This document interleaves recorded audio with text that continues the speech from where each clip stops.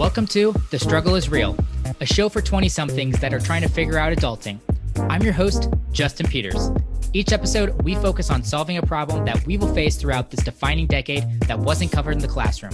This could include topics about our career, health, relationships, and money. Let's get into it.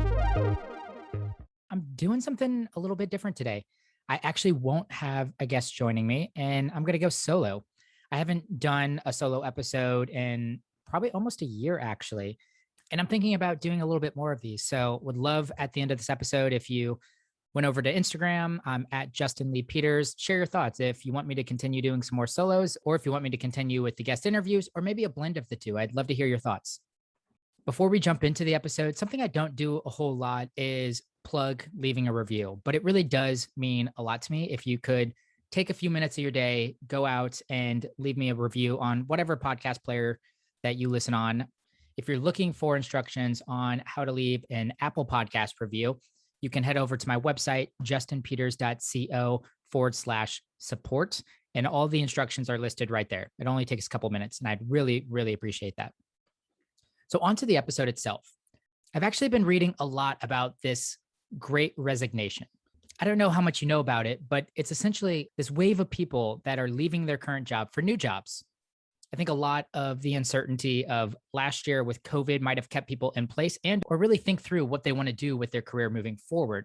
Couple that with all of the job opportunities. I don't know about you, but I swear I think every store has a "we are hiring" sign out there.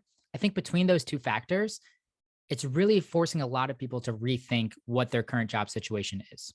And to back that up, I read in the Washington Post that 4.3 million or 3% of the workforce quit their job in August. That's 1 month just in August. So if we extrapolate that 3% out, that's 36% of people on an annual basis would quit and leave their job.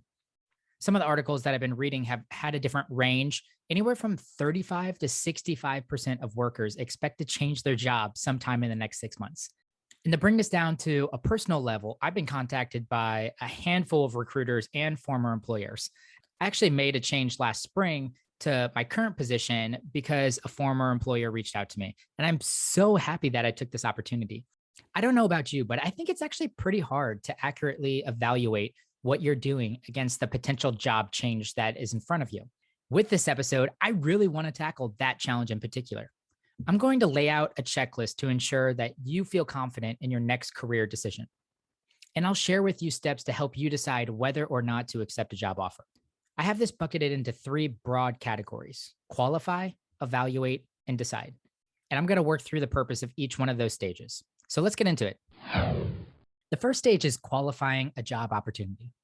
So during the interview process, along with receiving an offer, your goal is to understand job, team, and organizational fit.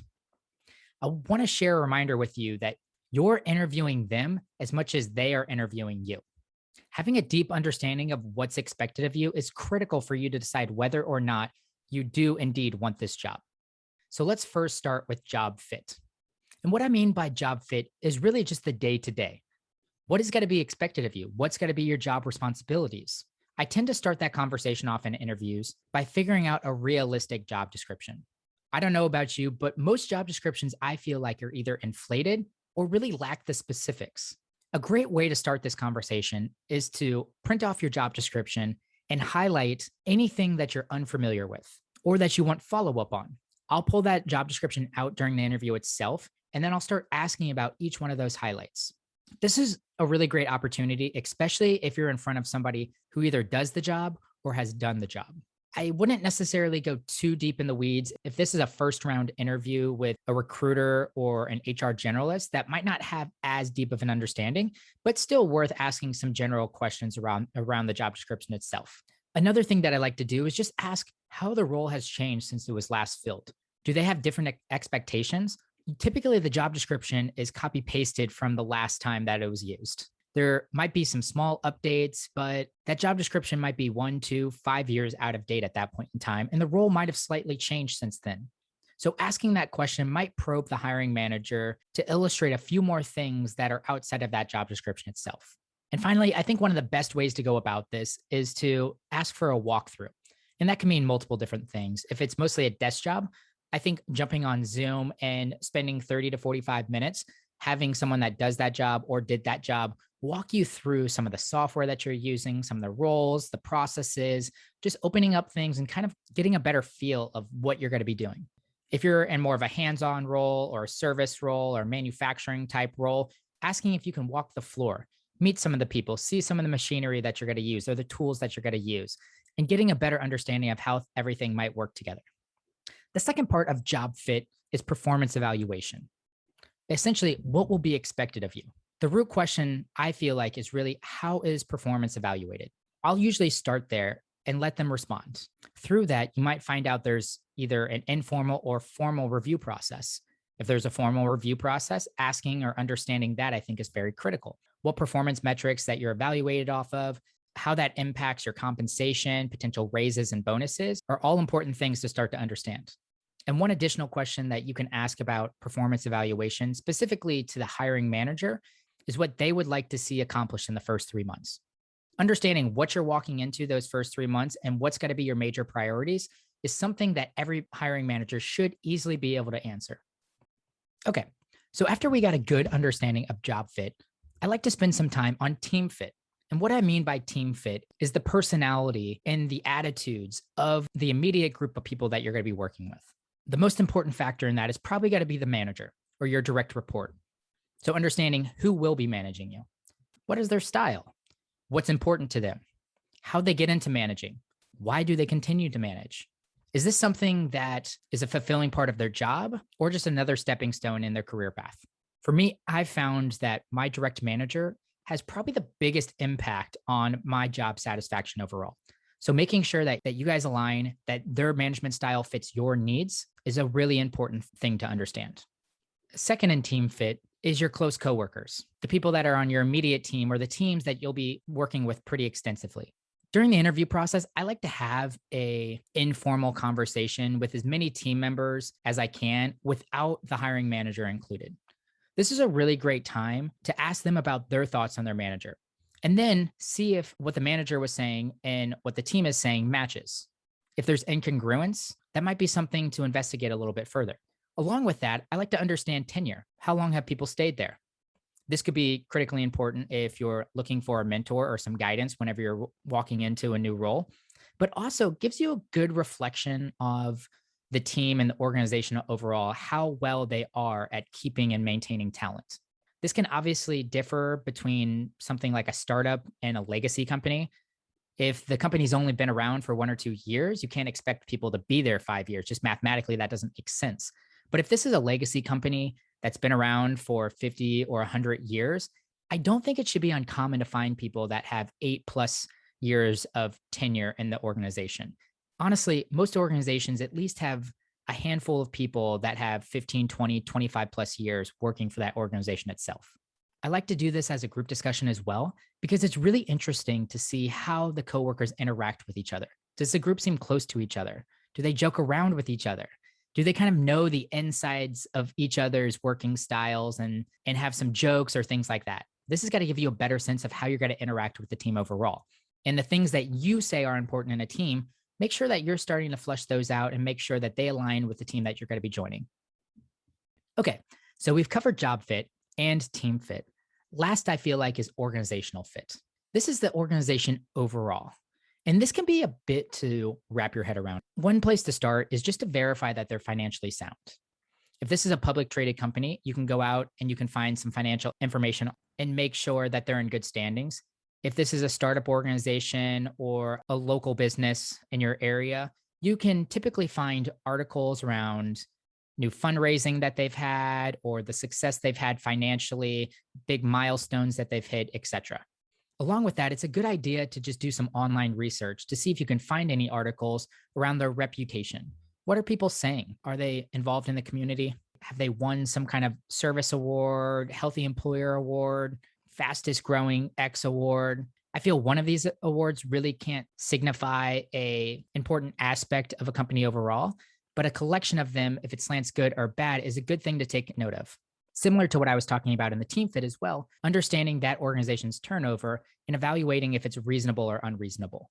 Once again, this has got to be something that's probably industry specific.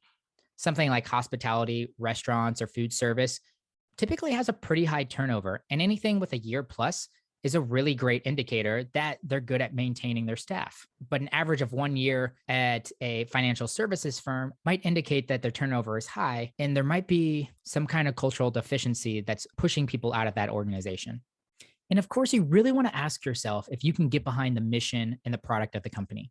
I personally think this is an inflated factor in the overall decision making. It's definitely a critical piece, but typically it's how that company views their overall product and service and how they make their employees feel about how they're serving their customers.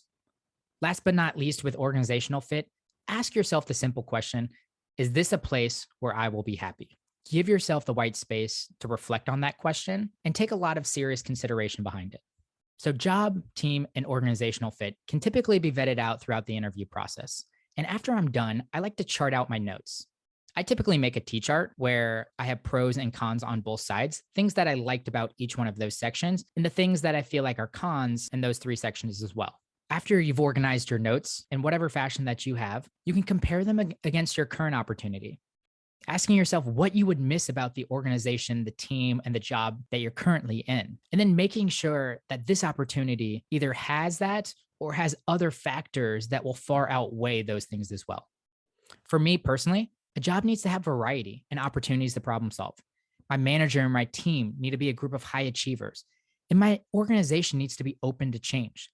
Those are all factors that I want to make sure that my next opportunity has whenever I'm vetting it out.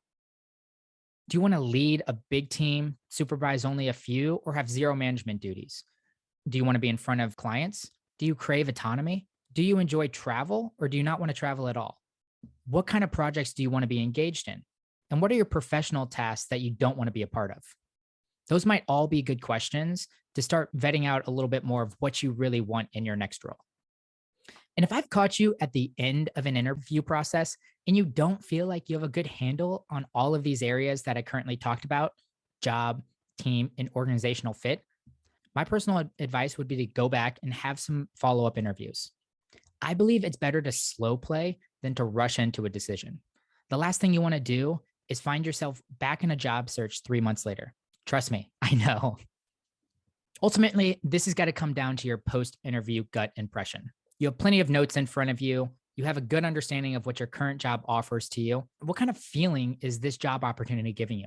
If you find yourself wanting to get an offer, the idea of this job excites you, and you find yourself telling your friends that this is my dream job, those are probably all gut instincts that you should see this opportunity through.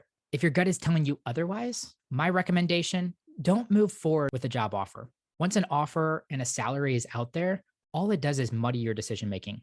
And I don't feel like I need to harp on the fact that job satisfaction is more important than salary. As long as your job is currently filling your monetary obligations, it might be better to wait for a better opportunity to come up. But if you are excited about this opportunity and they're interested in continuing to have a conversation with you, the next stage is to evaluate the job offer and weigh it against your current job. Nice work. You crushed the interview process and they chose you as their top candidate. You have an offer in hand. Now it's time to start comparing the facets of this offer to your current position. Let's start with the elephant in the room. How much are they going to pay you? Usually, this process starts prior to the formal job offer. Any smart recruiter or manager will try to get a better understanding of what your pay scale is to make sure their offer is competitive. If you're asked to share this information, have an understanding of what you want to get paid. How much are you worth based on your knowledge and your experience? You can obviously use your current role as a guidepost, but this is also an opportunity for you to take a significant jump in pay, especially if this would be a promotion. Determining and sharing your salary is a bit of an art. I don't want to spend too much time here because I think this is an episode in itself, but I do want to share with you some advice on how to calculate total compensation. Salary isn't the only financial factor that you should be considering. Other monetary aspects of the offer might include bonus, 401k match, health insurance, tuition reimbursement, travel and expenses, even how you're going to be classified as an employee, because being W-2 versus 1099 is a significant change in how much taxes you're going to pay. Translate each one of those monetary aspects into a dollar sign, and then also consider any new costs that are going to be incurred with this job transition. That might be childcare, commute, parking, or relocation. Add up all the monetary aspects and subtract the new cost, and now you have a total compensation number. I would do this for your current role and for the job offer so you have an easy comparison.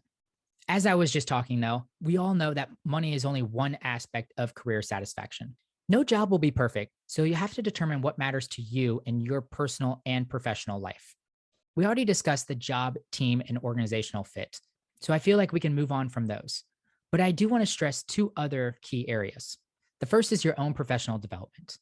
If this is important to you, you might be asking yourself questions like, are you going to be challenged in this new role? Is there variety? How will they support your professional development? Do they offer tuition reimbursement, send you to conferences? Do they have a culture around learning and training and mentoring? And then finally, is there a clear line and training for promotion? These are all important aspects to understand before you step into a new role.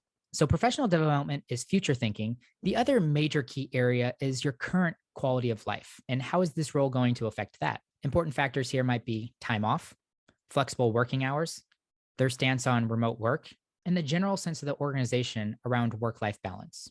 Use that same strategy we talked about in qualifying a job offer to compare total compensation, your professional development, and the quality of life that this new opportunity is going to provide you against what your current job offer does. I'll share a similar disclaimer here as well. If you feel like you don't have enough information to understand those three facets, go back and ask for a quick call with your manager. You can ask about some of these additional factors that might influence the offer overall without really slowing down the timeline of your final decision.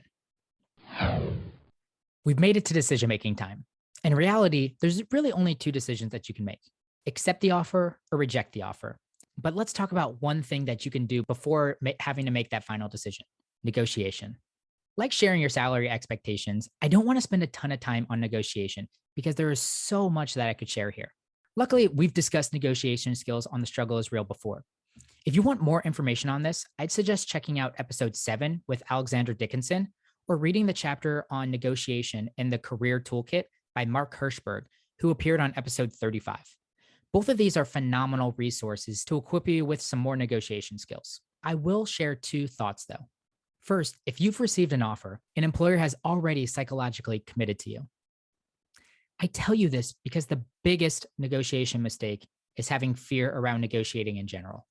If there is an obstacle preventing you from accepting an offer, have the courage to make an ask. At its best, negotiation should be a joint problem solving. You and the hiring manager typically have complementary goals. They're looking for talent, and you're looking to offer your talent. Now you both want to agree on a fair price for that trade. I've typically found that employers are willing to make concessions in key areas in order to complete a deal. Which brings me to my second piece of advice. Be selective about what you push back on. I've been given the opportunity to coach many of my friends in negotiation. I've noticed many of them have lack of clarity on the true obstacle that's preventing them from accepting an offer. All of a sudden, they're wanting to negotiate salary, their title, PTO, days they work remote. The list starts to build fast. My suggestion: pick 1 or 2 points that's preventing you from accepting an offer and communicate that with the hiring manager as your key hurdles. It's good to know some other areas that would provide value to you that you might want to negotiate later, but I typically find that focusing on 1, maybe 2, will lead you to getting what you want. If there are other factors that you'd eventually like to change, but they aren't major roadblocks, my suggestion: accept the role, become a top performer, and then negotiate those terms. You'll be coming from a much stronger position of power if you do this. Once you've negotiated your final job offer, you now truly have one of two decisions to make: accept or reject. Let's start with rejecting an offer. What is the best way to decline an offer if it's not the right job for you? It's unfortunate. A hiring manager and recruiter put all of this time courting you. You might start to feel guilty for not accepting an offer, but ultimately, you need to do what's best for you. In the long run, it's better for both sides. They're going to waste additional energy, time, and money training you. And they're also going to close down their job search. So the ramp up is going to take some time as well. It might hurt in the moment, but knowing that a job offer isn't competitive enough against your current role, it's best to just decline. To share some best practices around rejecting an offer, first and foremost, keep them informed and have a reasonable timeline. Asking for an additional week to make a decision is fine. Asking for an additional 2 or 3 weeks, knowing that you're eventually going to reject the job offer, is only delaying their job search overall. set a reasonable timeline for yourself to make that decision and keep them informed on any changes or additional information that you might need. Of course, the worst of the worst are the ones that just ghost employers because they don't want to have this conversation. Don't ghost a potential employer. They understand this is business and you need to do what's right for you. Always leave the door open. You never know whenever you're dealing with a future employer, customer, or colleague. Finally, accepting a job offer. Congrats. You found an offer that is just too good to refuse. The pros outweigh the cons. The new role will provide you with progression in areas that matter to you. If this is the case for you, accepting the job is the right way to go. Accept with enthusiasm. Whenever accepting an offer, I typically like to call. This gives you a great moment to share with your future manager. Your tone, your energy helps them solidify that this was the right decision. If you did make any changes to the initial offer, get all of those changes in writing. Anything that was negotiated, make sure it's in that final offer or is in an email from the hiring manager or recruiter attached to that job offer as well. Maybe your manager moves on after 3 weeks of you starting, and they were the only person that knew this was the deal. Now you find yourself renegotiating or fighting for a benefit that was already agreed upon. I also like to have a really clear understanding on what's next. Is there paperwork that needs to be completed? When will your first day be? And what's the best way to ask follow-up questions? I like to make sure that I have a great understanding on this whenever I'm accepting a job offer. If we're accepting this new role, that clearly means that we need to discuss leaving your current position as well. A lot of the same principles in the rejection section apply here too. Be polite, thank them for the opportunity, give them a reasonable timeline for offboarding. Being respectful to your current employer is a must. You can set boundaries, but also ask, how can you make this transition as smooth as possible? Remember, you may be working for that employer or manager again sometime. I hope this episode was helpful. Just to recap, we discussed 3 major stages. The first one being qualifying. And qualifying means understanding the job, team, and organizational fit. And then potentially using a T-chart or a similar method to visualize the pros and cons against each other. But ultimately, this comes down to your post-interview gut impression. The second stage is evaluating. First, calculate a total compensation number by adding up your salary and the other monetary factors and subtracting additional costs that you might incur. Do this with your current job as well. Second, take note on how this new job will impact your professional development and quality of life. Compare that against your current situation. And then finally, stage 3 is making a decision. First, you might need to negotiate a key hurdle of the offer itself. But after you have that final offer in hand, set a reasonable timeline to reject or accept the offer in a professional manner. I really appreciate you tuning into this episode. If you'd like to hear more solo episodes on focused content like this, send me a message on Instagram. I'm at Justin Lee Peters. And of course, reviews always help. You can check out justinpeters.co/support to find instructions on how you can support me by leaving a review. Thank you. Hey everybody, thanks for listening. If you like this conversation today, be sure to subscribe so you'll be notified about new episodes. If you want to connect with me, send me a message on Instagram. I'm at Justin Lee Peters. You can find show notes with links to everything we discussed today at justinpeters.co. This episode was produced by Gabby Dimeke. I'm your host, Justin Peters. Thanks for tuning in.